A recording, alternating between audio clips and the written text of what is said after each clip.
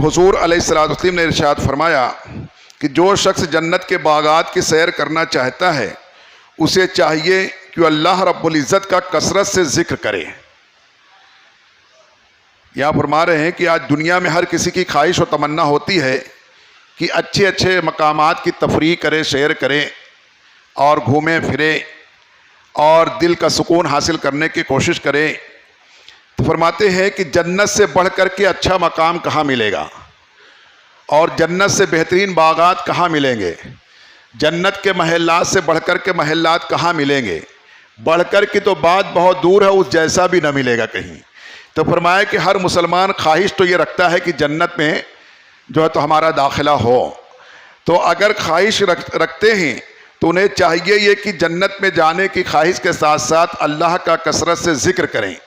نبی علیہ السلام فرماتے ہیں جو اللہ کا ذکر کرے گا کثرت کے ساتھ، جتنا زیادہ ذکر الہی کرے گا اتنا ہی جنت میں اس کے جو ہے تو درجات بلند کر دیے جائیں گے، اتنا ہی اس کے حصے اور قبضے میں اللہ تعالیٰ محلات عطا فرمائے گا، باغات عطا فرمائے گا، چشمے عطا فرمائے گا، حور و غلماں عطا فرمائے گا۔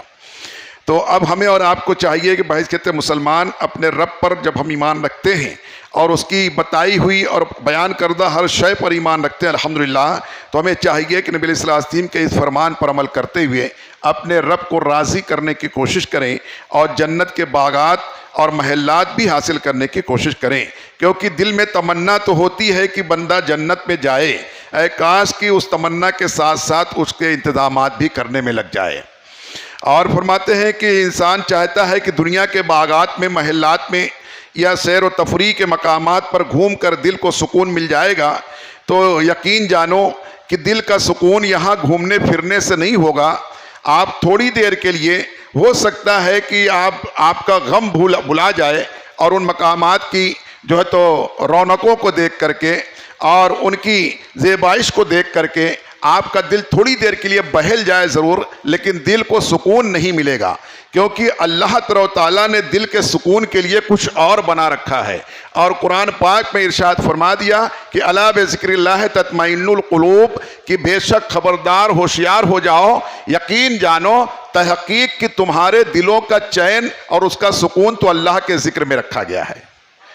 تمہارے دلوں کا سکون جو ہے تطمئن القلوب، اطمینان قلب جو ہے وہ اللہ کے ذکر، الا بذکر اللہ، اللہ کے ذکر میں رکھا گیا ہے۔ تو چاہیے یہ کہ اگر ہم دل کا سکون چاہتے ہیں تو اللہ کا ذکر کثرت سے کریں، جتنا زیادہ اللہ کا ذکر کریں گے تو اللہ کا وعدہ ہے کہ اتنا زیادہ دل کو سکون ملے گا۔ کتنا بھی بڑا غم ہوگا اللہ نہ کرے، انشاءاللہ اس کا غم بھلا جائے گا، آہستہ آہستہ اس کے ہر غم اور ہر زخم کی دوا ذکر الہی کے ذریعے سے میسر آ جائے گی۔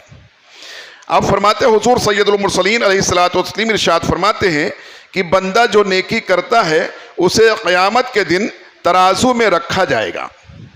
جو بھی بندہ جو نیکی کرتا ہے، بدی کرتا ہے، جو عمل کرتا ہے، قیامت کے روز یوم حساب اس کو ترازو میں یعنی کہ میزان پر رکھا جائے گا، مگر لا الہ الا اللہ کی اگر اسے میزان میں رکھیں تو ساتوں زمین اور ساتوں آسمان اور جو کچھ اس میں ہے تو ان میں سب سے اس کا وزن زیادہ ہو جائے گا۔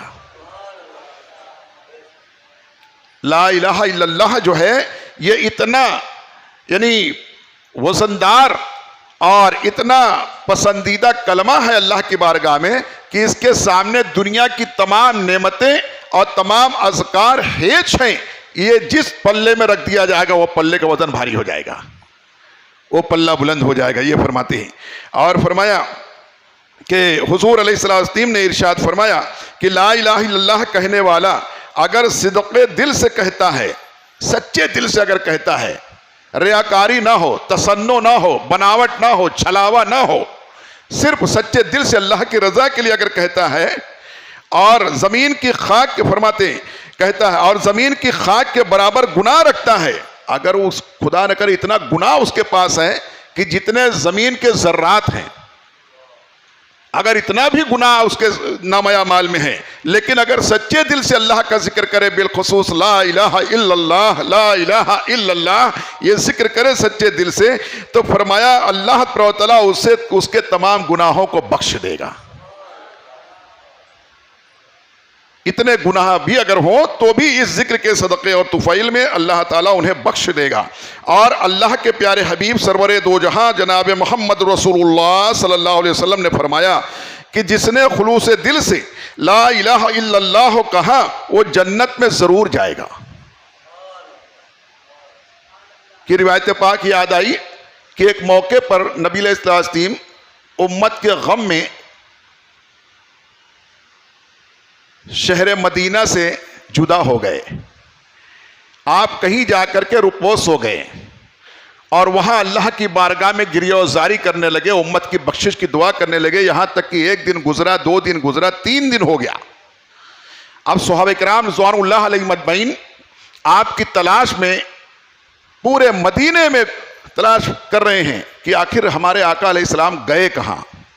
تلاش کرتے کرتے مدینے کی آبادی سے باہر نکل گئے, چراگاہوں کی طرف چلے گئے اور پھر دیکھا کہ ایک کوئی جو ہے تو بکریوں کا ریوڑ چرانے والا آدمی چراگاہ کی طرف نظر آیا. تو اس سے پوچھا کہ کیا آپ نے ہمارے حضور علیہ السلام کو, ہمارے آقا علیہ السلام کو کیا آپ نے دیکھا ہے؟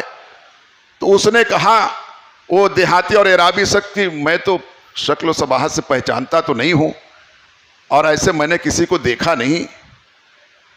ہاں لیکن کوئی اسی طرف سے کچھ آواز آتی ہے, رونے کی آواز آتی ہے.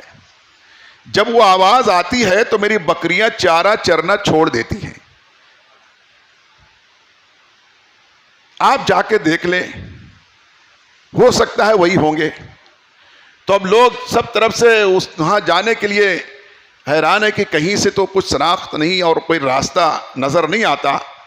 تو روایتوں میں آتا ہے کہ ایک جگہ سے کچھ ایسے جو ہے تو کھائی نما جگہ, ٹوٹی ہوئی دیوار کی طرح ایک جگہ نظر آئی جہاں سے جیسے کہ پانی وانی بہنے سے جگہ بن جاتا ہے.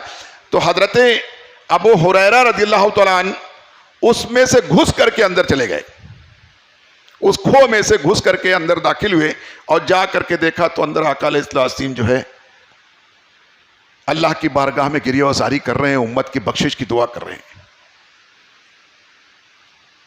اب حضرت ابو ہریرہ رضی اللہ تعالیٰ عنہ روتے ہوئے وہاں پہنچے آقا علیہ السلام کے قریب اور عرض کیا, علیہ السلام آپ یہاں تشریف فرما ہیں اور ہم کئی روز سے آپ کو تلاش کر کر کے پورا مدینہ بے حال ہو گیا ہے اور سب طرف لوگ تلاش کر رہے ہیں آپ کو, آپ چلیے ورنہ ہمارا جینا دوبر ہو جائے گا. اس طرح سے انہوں نے بڑی منت سماجت کی اور ہم بڑے غم میں ہیں, بہت ہم کو فکر ہو گیا کہ ہمارا کیا ہوگا.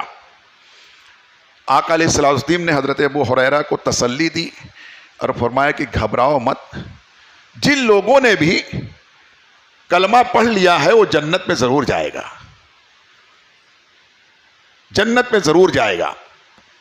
اور نبی علیہ السلام نے فرمایا کہ اے ابو ہریرہ گھبرا مت, من کان للہ کان اللہ, فرمایا کہ جس نے بھی لا الہ الا اللہ کہہ لیا وہ ضرور جو ہے جنت میں داخل ہوگا. تو حضرت ابو ہریرہ رضی اللہ تعالیٰ عنہ جو ہے وہاں سے آقا علیہ السلام سے ملاقات کر کے واپس آئے تو حضرت عمر رضی اللہ تعالیٰ عنہ سے ملاقات ہو گئی. تو حضرت عمر رضی اللہ تعالیٰ عنہ نے پوچھا, ابو ہریرہ کچھ خبر ہے, کچھ معلوم؟ انہوں نے کہا میں نے آقا علیہ السلام کو دیکھا اور ملاقات میری ہوئی اور آقا علیہ السلام تشریف لائیں گے اور انہوں نے یہ فرمایا ہے کہ جاؤ کہہ دو کہ گھبراؤ مت, تم سب جتنے بھی کلمہ پڑھنے والے ہیں وہ سب جنت میں ضرور جائیں گے. اور آقا علیہ السلام نے یہ فرمایا ہے من قال لا الہ الا اللہ فدخل الجنہ, کہ جس کسی نے بھی یہ پڑھ لیا, یہ کہا کہ لا الہ الا اللہ, اللہ کے سوا کوئی معبود نہیں ہے, یعنی کوئی معبود نہیں سوائے اللہ کے, وہ جنت میں ضرور داخل ہوگا. فدخل الجنہ, وہ جنت میں ضرور داخل ہوگا. اتنا سن کر کے حضرت عمر رضی اللہ عنہ نے اسی موقع پر حضرت ابو ہریرہ رضی اللہ عنہ کو ایک گھوسا مارا, کہ ایک فائٹ مار دیا آپ نے, کہ ارے ایسا لوگوں میں اعلان مت کرو, اگر آقا علیہ السلام نے یہ فرمایا بھی ہے تو لوگوں میں کہو مت. تو انہوں نے کہا کہ آخر کیوں نہ کہوں جب نبی علیہ السلام نے فرمایا ہے.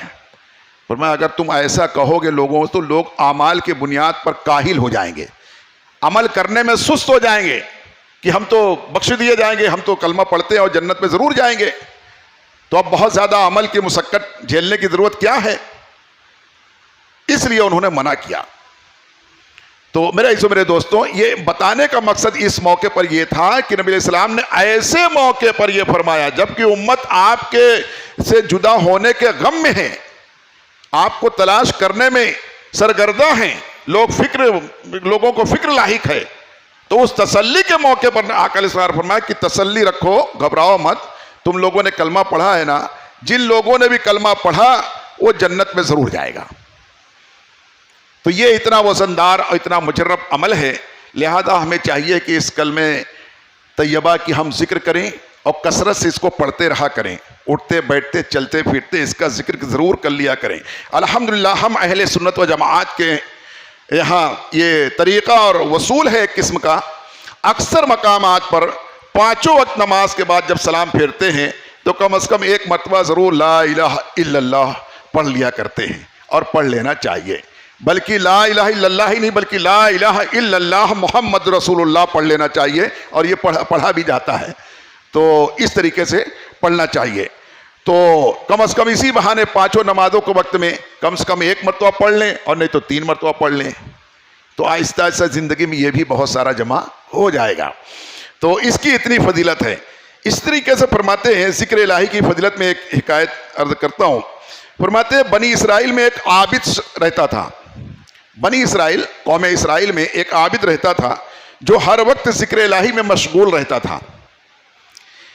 تو ان کے پاس کچھ لوگ آئے، قوم کے کچھ لوگ آئے اور آ کر کے کہا کہ یہاں ایک قوم ہے، ایک جماعت قبیلے کے لوگ ہیں جو ایک درخت کی پوجا کرتے ہیں، ایک درخت ہے، پیڑ کی پوجا کرتے ہیں اس کی۔ یہ سن کر کے اس عابد کو بہت غصہ آیا، یہ اللہ کے سوا کسی درخت کو پوجا کرتے ہیں، یہ تو میں نہیں ہونے دوں گا۔ بہت غصہ آیا اور انہوں نے کلہاڑا اٹھایا اس درخت کو کاٹنے کے لیے کہ اب میں اس درخت کو رہنے ہی نہیں دوں گا بلکہ اس کو کاٹ کے پھینک دوں گا تاکہ نہ رہے درخت نہ لوگ اس کی پوجا کریں۔ یہ کہہ کر کے اس عابد نے کلہاڑا اٹھا کر کے چلا۔ فرماتے ہیں کہ راستے میں شیطان ایک انسان کی شکل میں ان سے آ کر کے ملا، عابد سے جو کلہاڑا لے کر کے جا رہے تھے۔ پوچھا کہاں جا رہے ہو؟ عابد نے کہا کہ فلاں درخت ہے، اس کی لوگ پوجا کرتے ہیں، میں نے سنا ہے، اور میں اس درخت کو کاٹ کے رہوں گا، اسی کو کاٹنے جا رہا ہوں۔ تو شیطان نے کہا کہ تم کو اس درخت سے کیا تکلیف ہے، اس سے کیا مطلب ہے؟ جیسے آج بھی بہت سارے لوگ ہیں، وہ شیطان بھی انسان کی شکل میں آ کر کے یہ گفتگو کر رہا ہے اس عابد سے۔ آج بھی بہت سارے لوگ گناہوں کو دیکھتے ہوئے بھی کہتے جانے دو، جو جیسا کرے گا ویسا بھرے گا، آپ کیوں اتنا حیران ہوتے ہو؟ یعنی خود تو کرتے نہیں، دوسرے کے بھی حوصلے کو پست کرتے ہیں، جبکہ حوصلے کو بلند کرنے کی کوشش کرنا چاہیے کہ اچھا، بہت اچھا کام ہے، اللہ آپ کو اور قوت عطا فرمائے، آپ کی غیب سے مدد فرمائے، چلو ہم بھی چلتے ہیں۔ ایسا کہنے والے تو بہت کم ہی ملتے ہیں۔ الٹا یہ کہ جانے دو، کیوں اتنا حیران، جو جیسا کرے گا ویسا بھرے گا۔ اور پھر یہ بھی گارنٹی کے ساتھ کہیں یہ سدھرنے والے نہیں ہیں، جیسے ان کو سب معلوم ہے، ان کے پیچھے حیران مت ہو، یہ سدھرنے والے نہیں ہیں، ایسا بھی کہہ دیتے ہیں کبھی کبھی۔ تو بہر کہ اس شیطان نے کہا کہ اس درخت سے تم کو کیا لینا دینا، تم عابد زاہد آدمی ہو، جاؤ اپنا عبادت کرو، اس سے تم کو کیا مطلب، تم اپنی عبادت میں مشغول رہو۔ عابد نے کہا کہ یہ کام کرنا بھی عبادت ہے، لوگوں کو شرک سے بچانا، کفر سے بچانا، گمراہی سے بچانا، یہ بھی عبادت ہے، اور میں یہ بھی عبادت کروں گا، اللہ کی رضا کے لیے میں یہ بھی کروں گا۔ شیطان نے جو شکل انسان میں تھا اس نے کہا کہ میں تم کو نہیں جانے دوں گا، نہیں کاٹنے دوں گا۔ تو انہوں نے کہا کہ کیوں نہیں کاٹنے دے گا، ایسے کیسے تو نہیں کاٹنے دے گا، میں کاٹ کے رہوں گا۔ یہاں تک کہ دونوں میں مقابلہ کشتی ہو گئی، لڑائی ہو گئی۔ عابد نے اس شیطان کو اٹھا کر پٹک دیا اور سینے پر سوار ہو کر کہا کہ آئندہ کبھی میرے راستے میں آنا نہیں، میں اس درخت کو کاٹ کر کے رہوں گا۔ یہ عبادت اور ذکر کی طاقت تھی، یہ جذبہ تھا، ایمانی جذبہ۔ تو اور اس طرح سے کہا، عابد نے کہا کہ جو ہے، تو شیطان نے ہار مان کر کہا، شیطان ہار گیا کہ ٹھیک ہے چھوڑ دو، اب میں نہیں آؤں گا، نہیں منع کر، جاؤ جو جی میں آئے وہ کرو، ایسا کہہ کر کے اس نے ہار مان کر کے کہا کہ اچھا چھوڑ دو، مگر ایک بات سنو ذرا۔ شیطان کی عادت ہوتی ہے کچھ نہ کچھ وسوسہ ہی صحیح ڈال دیتا ہے۔ تو اس نے کہا مگر ایک بات میری سن لو.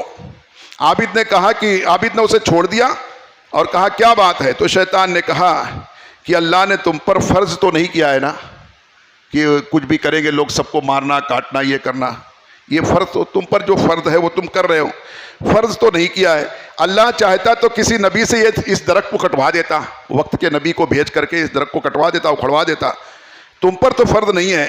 عابد نے کہا کہ میں ضرور کاٹوں گا, میں تو کاٹ کے رہوں گا. پھر مقابلہ ہوا. عابد پھر اس کے سینے پر سوار ہو گیا. عابد نے پھر شیطان کو اٹھا کے پٹک دیا اور جو تو پھر اس نے کہا اچھا چھوڑ دو. شیطان نے پھر کہا کہ اچھا ایک میں تم کو اچھا مشورہ دیتا ہوں, ایک سود مند بات تمہارے فائدے کی بات کرتا ہوں. تو عابد نے کہا کہ کہو کیا بات ہے؟ تو شیطان نے کہا کہ تم غریب آدمی ہو اور اتنے عبادت اور ریاضت کرتے ہو اور غربت میں ہی زندگی گزر رہی ہے. میں وعدہ کرتا ہوں کہ میں تمہیں روزانہ 3 درہم دوں گا. میں تمہیں روزانہ آ کر کے تمہارے گھر پہ 3 درہم دوں گا جو تمہارے لیے جو تمہارے سرہانے پر آ کر کے میں رکھ جاؤں گا اور تم کو روز مل جائے گا, جو تمہارے لیے کافی ہوگا, تمہارے ضرورت کے لیے اور خیرات کرنے کے لیے, عبادت کرنے کے لیے تمہارے لیے مدد بھی ہوگی اور بہت سے ثواب کے کام بھی کر سکو گے. اس میں سے غریبوں کی مدد بھی کر سکو گے, اپنا گھر بھی چلا سکو گے. یہ بات اس نے شیطان نے کہی. عابد نے اس کی اس بات کو قبول کر لیا کہ ٹھیک ہے ٹھیک ہے. 2 دن تک یا کچھ دن تک وہ دینار وہ درہم آتا رہا, آ کے تکیے کے نیچے رکھ جاتا, ان کے سریانے رکھ جاتا, ملتا رہا. کچھ دنوں کے بعد دیکھا ایک دن اب بستر اٹھا رہے ہیں, پٹک رہے ہیں, پلٹ رہے ہیں, تو وہ جو ہے تو درہم نہیں ہے. بڑا غصہ آیا کہ اس نے وعدہ کیا تھا اور وعدہ خلافی کر دیا. یہ غصے میں عابد کو غصہ آیا اور اس نے پھر کلہاڑی اٹھائی کہ آج تو اب مانوں گا نہیں, اب درخت کاٹ کے ہی رہوں گا. اس نے وعدے کے خلاف کیا اس آدمی نے. تو اب پھر چلے اور راستے میں شیطان ایک بوڑھے کی شکل میں پھر ملا. پوچھا کہ کہاں جا رہے ہو؟ تو اس نے کہا درخت کاٹنے جا رہا ہوں. پھر دونوں میں مقابلہ ہوا یہاں تک کہ وہ بوڑھا شخص اس عابد پر غالب آ گیا, عابد کو پٹک دیا. شیطان نے جو بوڑھے شکل میں تھا اس نے عابد کو پٹک دیا اور اس کے سینے پر سوار ہو گیا. عابد کو بڑا تعجب ہوا. اس نے پوچھا کیا بات ہے, تو اس مرتبہ مجھ پر غالب آ گیا, آج تو نے کیسے مجھ کو پٹک دیا؟ اس کے پہلے میں نے 2 مرتبہ تجھ کو پٹک دیا اور آج تو نے مجھے کیسے زیر کر دیا, تو کیسے غالب آ گیا؟ تب اس شخص نے کہا کہ پہلی مرتبہ تیرا غصہ اللہ کے لیے تھا. پہلی مرتبہ جب تو نکلا تھا تو اللہ کے لیے غصے میں نکلا تھا کہ اللہ کے ذات میں کسی کو شریک کر رہے ہیں, درخت کو پوجا کر رہے ہیں, درخت کو جو ہے تو خدا مانتے ہیں, اس کی بندگی کر رہے ہیں. اللہ کی رضا کے لیے تو نکلا تھا. تو اس وقت میں چونکہ اللہ کی رضا کے لیے تو نکلا تھا تو اللہ کی مدد تجھ کو غیب سے تھی اور تو مجھ پر غالب آ گیا تھا. مگر اس مرتبہ تیرا غصہ دیناروں کے لیے ہے. دینار نہیں ملا, دولت نہیں ملی تو غصے میں تو نکلا ہے. ایمانی جذبے کے ساتھ نہیں نکلا ہے, اللہ کی رضا کے لیے نہیں نکلا ہے, بلکہ دینار نہ ملنے کی وجہ سے تو نکلا ہے. تو اس لیے اب تو مغلوب ہو گیا, یعنی کہ تو زیر ہو گیا اور میں زبر ہو گیا, میں تجھ پر غالب آ گیا کیونکہ تیرے پاس ایمانی جذبہ نہیں تھا. پتہ یہ چلا کہ ایمانی جذبے کے ساتھ جب کوئی مسلمان کام کرتا ہے انشاءاللہ پہاڑ کے سینے کو چیر دے گا, پہاڑ کے سینے کو پھاڑ دے گا مسلمان. شرط یہ ہے کہ جذبہ ایمانی ہونا چاہیے. ایمان کے جذبے کے ساتھ اللہ وحدہ لا شریک کی رضا کے لیے, اس کے حبیب علیہ السلام کی خوشنودگی کے لیے, شریعت مصطفیٰ کی بقا کے لیے, ناموس رسالت کی بقا کے لیے, عزت جو ہے تو رسالت پر مر مٹنے کے لیے اگر نکلے گا, اس جذبے کے ساتھ نکلے گا تو دنیا کا کوئی بھی وقت کا بادشاہ بھی انشاءاللہ اس پر غالب نہیں آ پائے گا, کوئی قوم غالب نہیں آ پائے گی. لیکن جب دنیا کی لالچ میں, سیاست کی لالچ میں, حکومت کی لالچ میں, کسی وزارت کی لالچ میں, کسی اور جو ہے تو ریاست کی لالچ میں اگر یہ کام کرے گا تو بہت ممکن ہے کہ مغلوب ہو جائے گا, یعنی پھر زیر کر دیا جائے گا اور اسے جو ہے تو ناکامی کا منہ دیکھنا پڑے گا۔ حق یہ ہے کہ جو کام اللہ کے لیے کیا جاتا ہے اس میں بڑی قوت پیدا ہو جاتی ہے، اور جو اللہ کے لیے نہیں ہوتا ہے اس میں قوت نہیں بلکہ کمزوری رکاوٹ بن جاتی ہے۔ پتہ یہ چلا اس حکایت کے سننے کے بعد کہ اگر ہم آج پوری دنیا میں کیا ہو رہا ہے، اسلام کے خلاف آوازیں بلند ہو رہی ہیں، قرآن کے خلاف آواز بلند ہو رہی ہے، اللہ رب العزت کی شان جلالت میں گستاخیاں کی جا رہی ہیں، نبی علیہ السلام کی شان میں گستاخی کی جا رہی ہے، ناموس رسالت کو جو ہے تو اس طریقے سے جھٹلانے کی کوشش کی جا رہی ہے، اور ختم نبوت کو جو ہے تو جھٹلانے کی کوشش کی جا رہی ہے، حیات النبی کی حیات کو جھٹلانے کی کوشش کی جا رہی ہے۔ ایسے وقت میں ہم مسلمانوں کی ذمہ داری ہے پورے ایمانی قوت اور جذبے کے ساتھ ان کا مقابلہ کرنے کے لیے ہم تیار ہو جائیں۔ انشاءاللہ کوئی دنیا کی قوم ہم پہ زیر نہیں کر سکے گی، ہم ہی غالب آئیں گے۔ اللہ قرآن فرما رہا ہے بے شک تم ہی غالب آؤ گے اگر تم مومن ہو، اور فرمایا تمہارے لیے جو ہے تو کامیابی ہے، قد افلح المؤمنون، کامیابی تو ایمان والوں کے لیے ہے۔ اپنے ایمان کی طاقت کے ساتھ ہر جو ہے تو مخالفت کا مقابلہ کرنے کے لیے تیار ہو جائیں، انشاءاللہ اللہ کامیابی ضرور عطا فرمائے گا۔ اللہ تعالی ہم تمام مسلمانوں کو سچے دل سے ذکر الہی کر